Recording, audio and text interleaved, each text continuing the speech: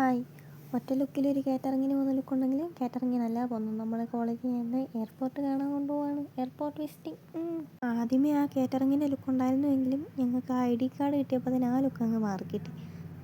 ഒരു പ്രൊഫഷണൽ ലുക്കൊക്കെ കിട്ടിയിട്ടുണ്ട്. കിട്ടി കാണുമായിരിക്കും. എനിക്കങ്ങനെയൊക്കെ തോന്നിയത് ഇട്ട് കഴിഞ്ഞപ്പോഴത്തേനും. അതിനി എന്തെങ്കിലും ആവട്ടെ, നമ്മൾ ഫസ്റ്റ് ഇയേഴ്സ് മാത്രമല്ലായിരുന്നു എയർപോർട്ട് വിസിറ്റ് ചെയ്യാൻ പോയത്. നമ്മുടെ സീനിയേഴ്സും ഉണ്ടായിരുന്നു.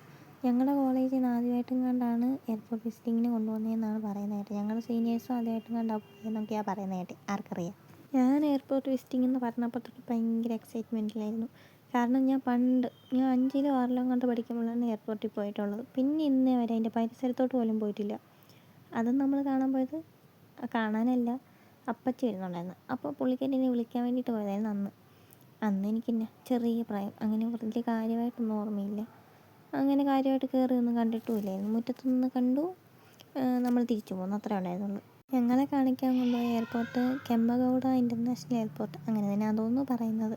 അങ്ങനെ തന്നെയാണോ എന്തോ പ്രൊണൗൺസ് ചെയ്യുന്നത് ആയിരിക്കും. അപ്പം ഞങ്ങളെല്ലാം കൂടി നടന്നു പോയി. ആദ്യമത്തെ ആ എക്സൈറ്റ്മെൻ്റ് എല്ലാം കുറച്ച് കഴിഞ്ഞ് അവിടെ ചെന്നപ്പോൾ അങ്ങ് മന്തിയായി കിട്ടി. കാരണം വിശന്നിട്ട് നടക്കാൻ പോലും മേലായിരുന്നു. ഇവരാണെങ്കിൽ ഒരു ഗ്ലാസ് വെള്ളം പോലും വാങ്ങി തന്നില്ല. ഈ വിശപ്പെന്നൊക്കെ പറഞ്ഞാൽ അന്യായ വിശപ്പായിരുന്നു. കാരണം നമ്മൾ 12:45 ആയപ്പോഴത്തേനും കൊണ്ടുപോയത്. ഉച്ചയ്ക്ക് ഫുഡ് പോലും കഴിച്ചില്ലായിരുന്നു. അങ്ങനെ അവിടെ ചെന്നിട്ട് എന്തെങ്കിലും വാങ്ങിത്തരുമെന്നുള്ള ശുഭപ്രതീക്ഷയിൽ അവിടെ ചെന്ന് കുറച്ച് കഴിഞ്ഞപ്പോൾ ഞങ്ങൾക്ക് മനസ്സിലായി ഇവരൊരു തേങ്ങയും വാങ്ങി തരത്തില്ല എന്ന്. എയർപോർട്ടിൽ ചെന്നപ്പോൾ അവിടെ നിന്ന് ഒരു പുള്ളിക്കാരി വന്നു നമുക്ക് ഓരോ സാധനങ്ങൾ പറഞ്ഞു തരാനും അതെന്തൊക്കെയാണെന്ന് വിശദീകരിക്കാനൊക്കെ പുള്ളിക്കാരി വന്നു. അങ്ങനെ നമ്മളെ അവിടെ കുറേ നടത്തിച്ചു. ആ നടപ്പെല്ലാം കഴിഞ്ഞ് ഒരു 10-15 മിനിറ്റ് നല്ല നേരെ ചൊവ്വേ പുള്ളിക്കാരി പറഞ്ഞതെല്ലാം കേട്ടു. അത് കഴിഞ്ഞപ്പോഴത്തേനും വിശക്കാൻ തുടങ്ങി. നേരെ ചൊവ്വേ നടക്കാൻ പോലും വയ്യാതെ ഉറക്കത്തിലൊക്കെ നടക്കുമെന്ന് പറയത്തില്ലേ, അതേപോലെയായിരുന്നു നടന്നുകൊണ്ടിരുന്നത്. അങ്ങനെ അവർ പറഞ്ഞതെല്ലാം ആദ്യമത്തെ 10-15 മിനിറ്റ് നേരെ ചൊവ്വേ കേട്ടു. പിന്നെ അതൊന്നും നേരെ ചൊവ്വേ കേട്ടില്ല.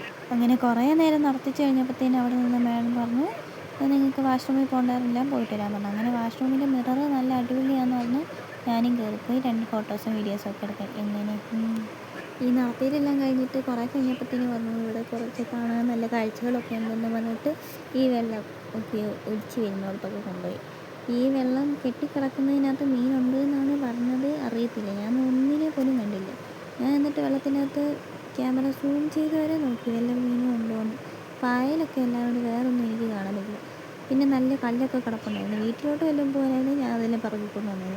ഇപ്പോൾ പീജിലോട്ട് കൊണ്ടുവന്നിട്ട് ഞാൻ എന്ത് കാണിക്കാനാണ്? അതുകൊണ്ട് തന്നെ എടുത്തില്ല. 12:45 പോയി. ഞങ്ങൾ തിരിച്ച് വന്നപ്പോഴത്തേനും 5 മണിയായി. കോളേജിൽ വന്നപ്പോഴത്തേനും തിരിച്ച് കോളേജിൽ വന്നപ്പോൾ പീജിൽ വന്നപ്പോഴത്തേനും 5-5:15. അപ്പോൾ ഇന്നത്തെ വീഡിയോ ഇത്രയേ ഉള്ളൂ. വീഡിയോ ഇഷ്ടപ്പെട്ടാൽ ലൈക്ക് ചെയ്യാനും സബ്സ്ക്രൈബ് ചെയ്യാനും ഫോളോ ചെയ്യാനും മറക്കല്ലേ. ബൈ.